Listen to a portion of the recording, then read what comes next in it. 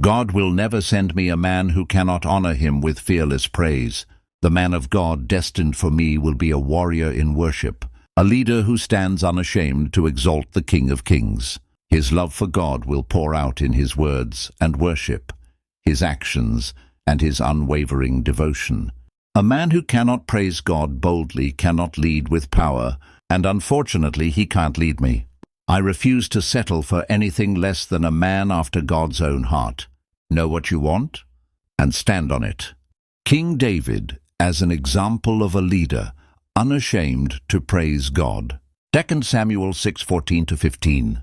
And David danced before the Lord with all his might. And David was girded with a linen ephod.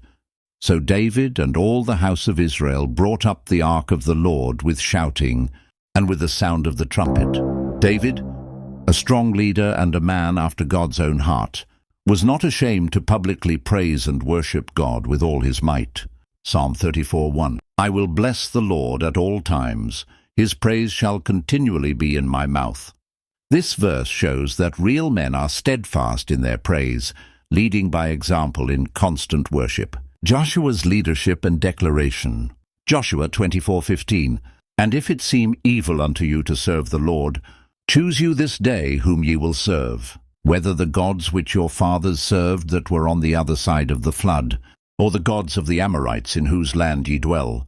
But as for me and my house, we will serve the Lord. Joshua's bold declaration demonstrates his leadership in serving and praising God with his family. Paul's encouragement to be unashamed.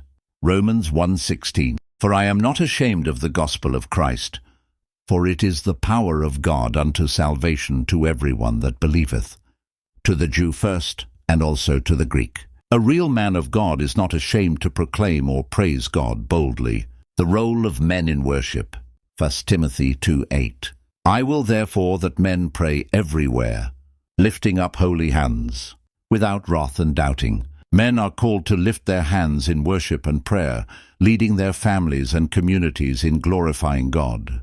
These scriptures highlight that true leadership involves praising God boldly, unashamedly, and with an open heart, setting an example for their sons and others to follow. If he can dance with you in the club, he should be able to dance with you in church. Kingdom business. Let's get it. Don't forget to spread the gospel.